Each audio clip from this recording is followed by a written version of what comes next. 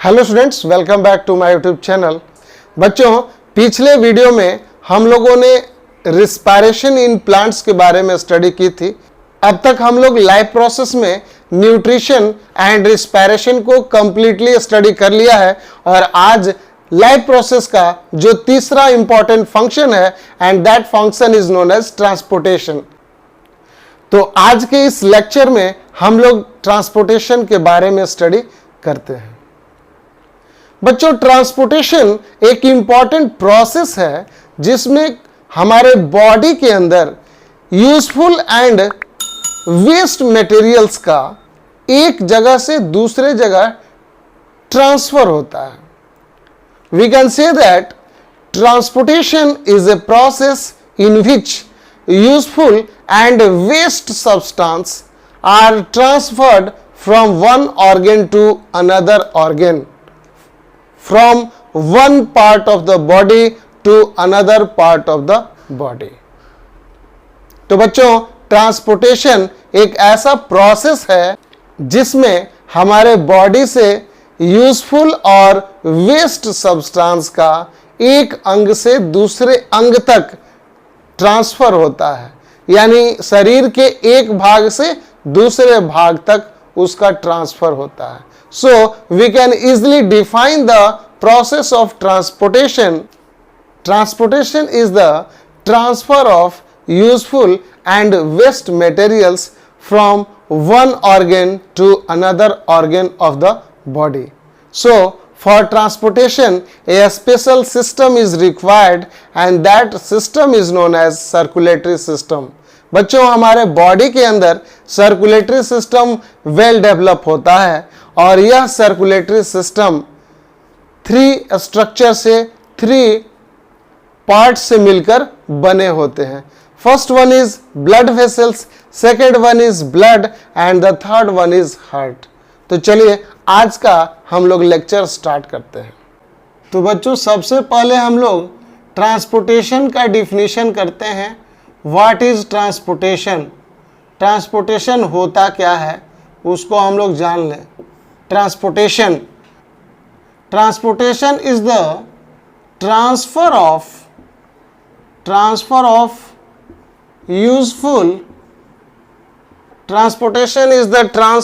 Useful and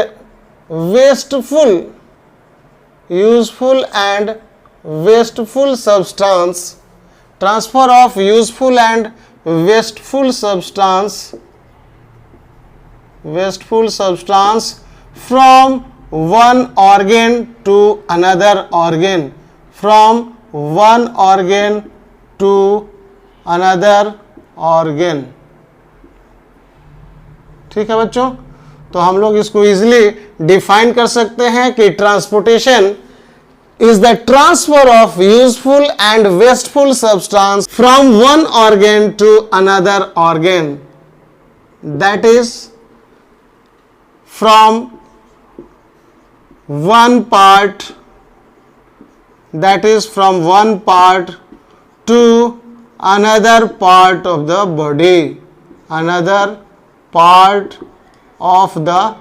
body, तो आप ऐसे भी लिख सकते हो बच्चों। आपको one organ to another organ नहीं लिखना है तो आप from one part to another part of the body भी लिख सकते हो। तो transportation is the transfer of useful and wasteful substance from one organ to another organ, that is from one part to another part of the body. तो बच्चों, transportation एक ऐसा process है जिसमें हमारे बॉडी के अंदर एक भाग से दूसरे भाग तक यूजफुल और वेस्टफुल सब्सटेंस का ट्रांसफर होता है। और इसके लिए हमें क्या चाहिए बच्चों? इसके लिए हमारे बॉडी के अंदर एक स्पेशलाइज्ड सिस्टम चाहिए and that system is known as circulatory system. तो हम इस पॉइंट को लिख देंगे। For transportation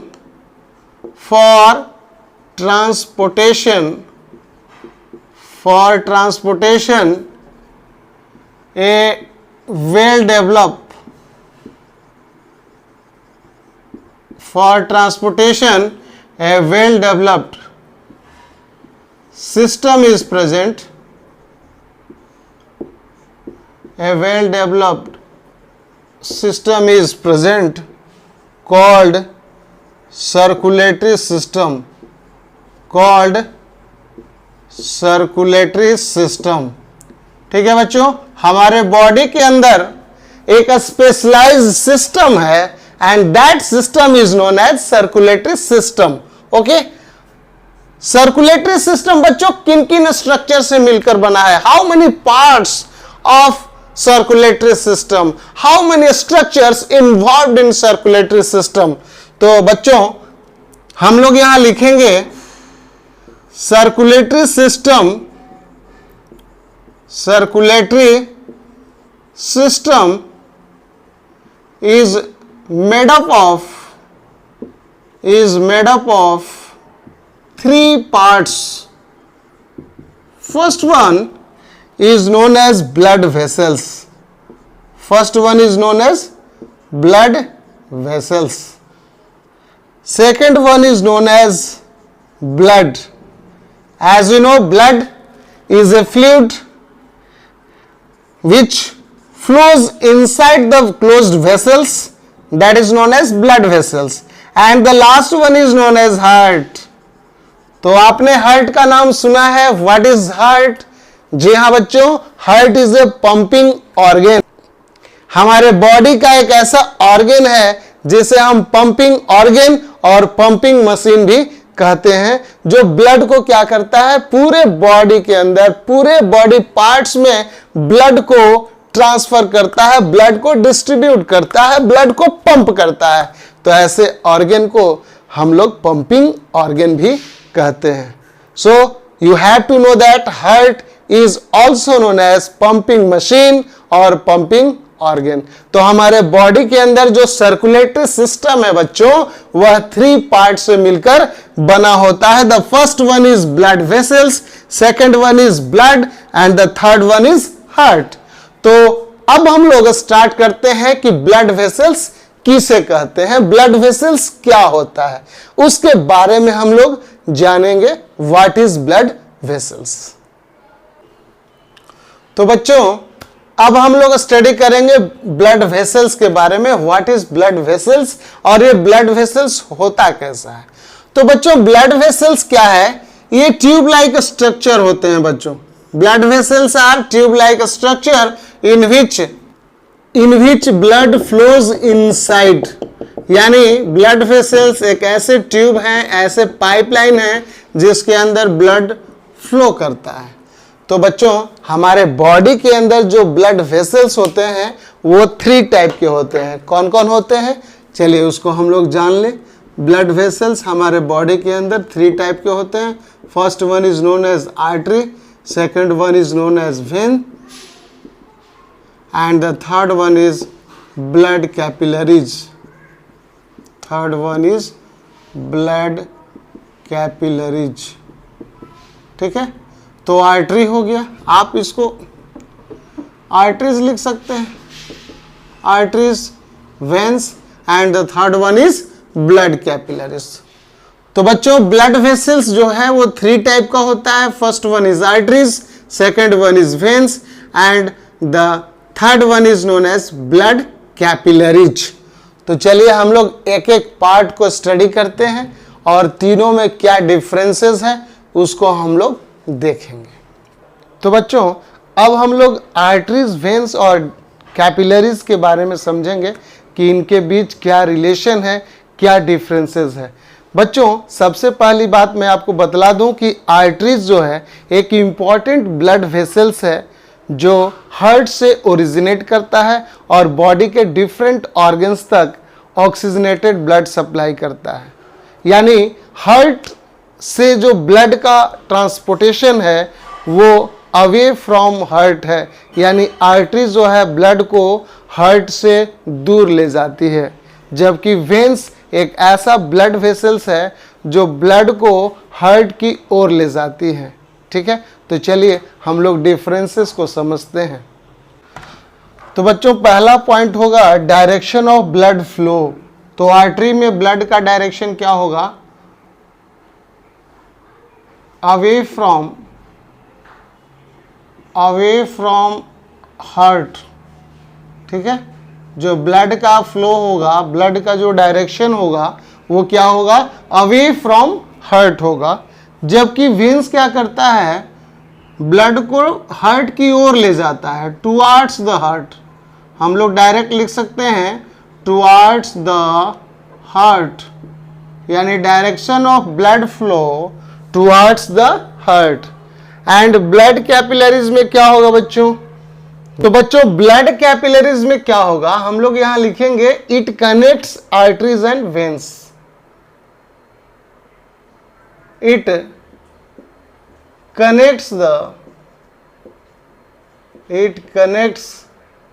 the arteries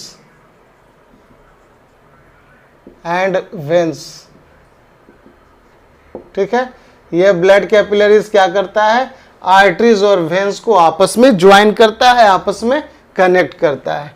okay, तो बच्चों अब हम लोग बात करते हैं सेकेंड पॉइंट ऑक्सीजन की।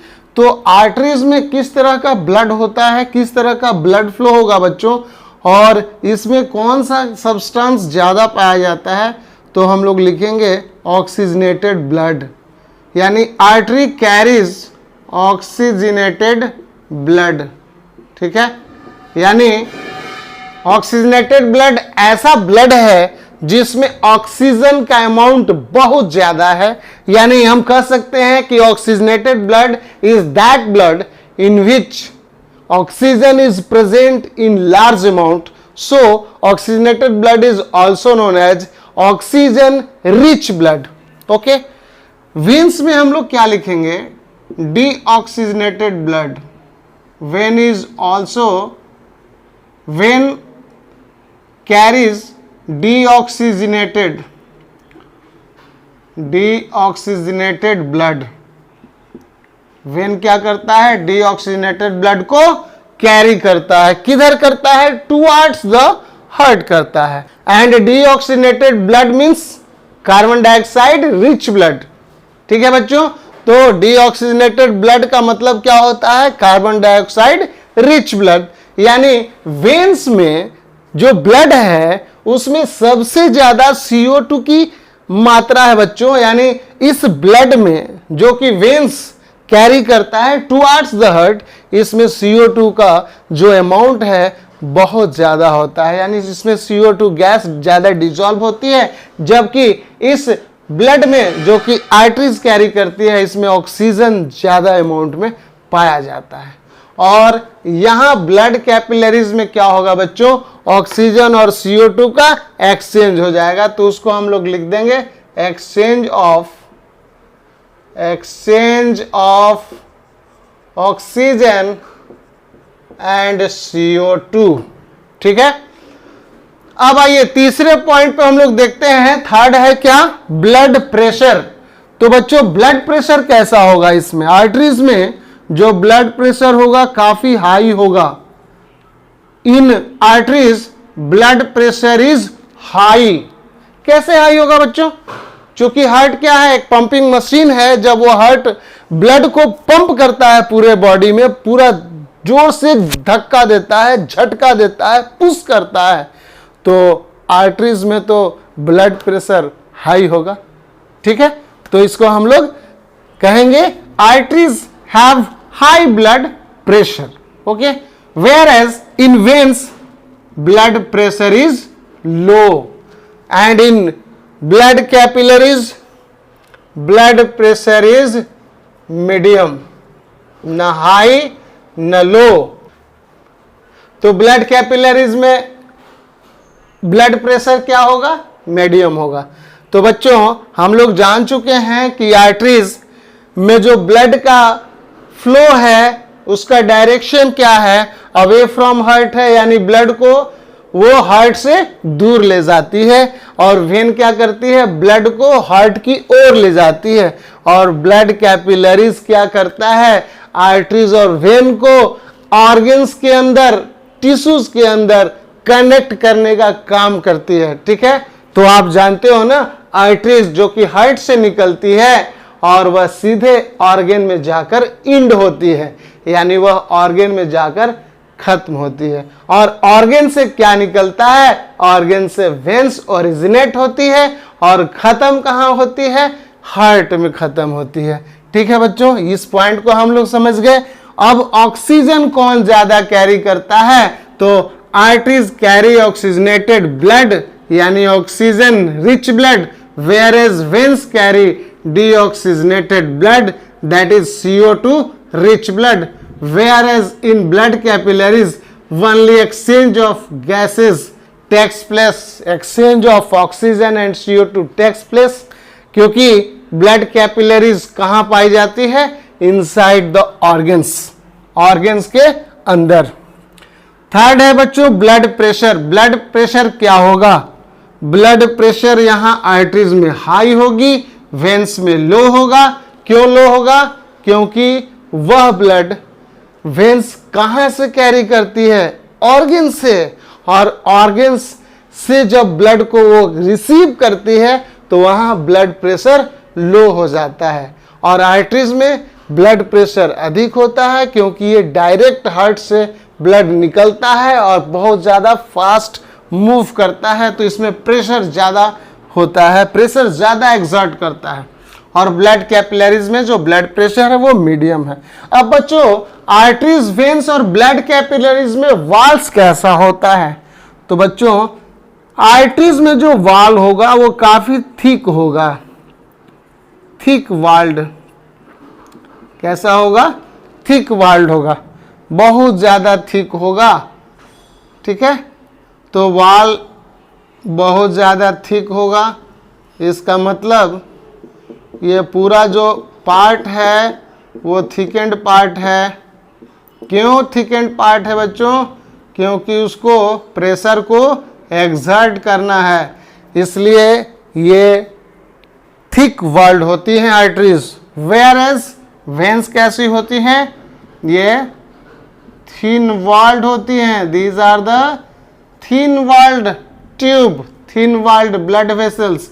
इसमें जो ब्लड वेसल्स होगा, जो वेन होगा, वो काफ़ी थिन वॉल्ड होगा, बहुत ज़्यादा थिक नहीं होता है ना, तो ये काफ़ी थिन वॉल्ड होता है। और ब्लड कैपिलरीज कैसा होता है बच्चों? One sailed thick, one sailed thick wall, यानी इसमें जो वॉल होगा वो वन सेल थिक होगा बच्चों। अब देख लो, वन सेल जब थिक होगा, वन सेल की थिकनेस होगी तो ये ब्लड कैपिलरीज है बच्चों। वन सेल्ड थिक वॉल, एक ही सेल से बना हुआ दीवाल, एक ही सेल का बना हुआ वॉल, इसको बोलते हैं ब्लड कैपिलरीज। आर्टरीज में बच्चों वाल्व्स होता है कि नहीं? तो आर्टरीज के अंदर वाल्व्स नहीं होता।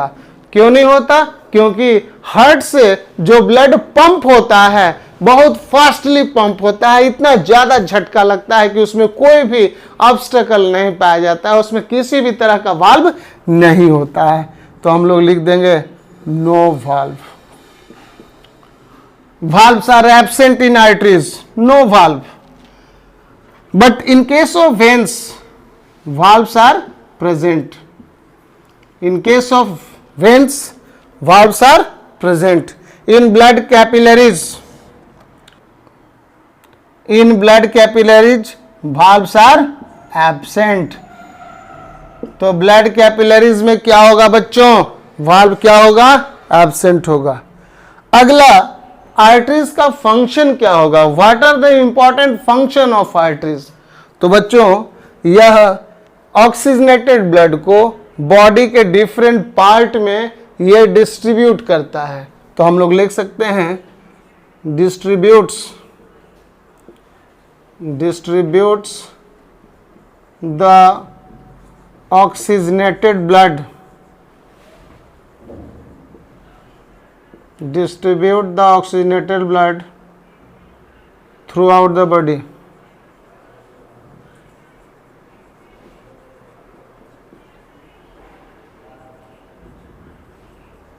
ठीक है। अब वेन्स में क्या होगा बच्चों? वेन्स में वेन्स का क्या फंक्शन होगा, ये हार्ट को क्या करते हैं, डीऑक्सीजनेटेड ब्लड को पहुंचाने का काम करते हैं। तो हम लोग इसमें वेन्स में क्या लिखेंगे, रिटर्न्स ब्लड, कैसा blood, returns blood, returns deoxygenated blood, returns deoxygenated blood to heart. ये हार्ट को क्या पहुंचाते हैं, ये हार्ट को क्या लौटाते हैं, डीऑक्सीजनेटेड ब्लड हार्ट को ये पहुंचाते हैं। ठीक है बच्चों, तो अभी तक हम लोगों ने जाना कि आर्टरी जो है वो प्योर ब्लड को पूरे बॉडी पार्ट में, पूरे बॉडी के ऑर्गन्स में पहुंचाने का, डिस्ट्रीब्यूट करने का काम करती है। बच्चों वेन्स क्या करता है, पूरे डिफरेंट ऑर्गन से, डिफरेंट पार्ट से जो डीऑक्सीजनेटेड ब्लड है उसको कैरी करता है और हार्ट को लौटा देता है कि अपना ब्लड लीजिए। ठीक है, यहां पे क्या होगा बच्चों, exchange of gases, exchange of gases, nutrients, जितने भी हम लोग न्यूट्रिएंट्स लेते हैं वो सारे के सारे यही एक्सचेंज होते हैं ब्लड कैपिलरीज में और सेल्स के बीच। तो इसका फंक्शन क्या होगा, exchange of gases, nutrients and waste. ठीक है, तो वेन्स क्या करता है बच्चों, वेन्स जो है डीऑक्सीजनेटेड ब्लड को हार्ट को रिटर्न करता है कि आप इसको लंग्स को भेजिए और वहां से फिर प्यूरिफाई करवाइए। ठीक है, distributes the oxygenated blood through out the body. तो बच्चों जब ये ब्लड को कैरी करता है तो इस ब्लड में बहुत सारे सब्सटेंस हैं, न्यूट्रिएंट्स हैं, वेस्ट प्रोडक्ट है। ठीक है, तो वो सारे के सारे साथ साथ ट्रांसफर होते रहते हैं। ठीक है, तो आज हम लोगों ने आर्टरीज, वेन्स और ब्लड कैपिलरीज को डिफरेंसेस में इसको समझा, इसको हम लोगों ने नोट किया। आप कहां तक समझे हैं कमेंट करके कमेंट बॉक्स में जरूर बताएं। तो बच्चों आज के वीडियो में हम लोगों ने ट्रांसपोर्टेशन के डिफिनीशन को स्टडी किया, व्हाट इज ट्रांसपोर्टेशन। इसके बाद हम लोगों ने सर्कुलेटरी सिस्टम को जाना कि सर्कुलेटरी सिस्टम होता क्या है, सर्कुलेटरी सिस्टम में कितने पार्ट्स होते हैं, आर्टरीज, वेन्स और ब्लड कैपिलरीज में क्या क्या डिफरेंसेस है, इसको हम लोगों ने देखा। तो बच्चों अगर वीडियो पसंद आता है, अगर आप इस वीडियो से कुछ ना कुछ सीखते हैं तो इस वीडियोस को ज़्यादा से ज़्यादा अपने दोस्तों में शेयर करें। और जो पहली बार इस वीडियो को देख रहे हैं, चैनल पे पहली बार आए हैं, तो इस चैनल को भी सब्सक्राइब कर लें और वीडियो को लाइक कर दें। तो चलिए मिलते हैं अगले वीडियो में, तब तक के लिए जय हिंद, जय भारत।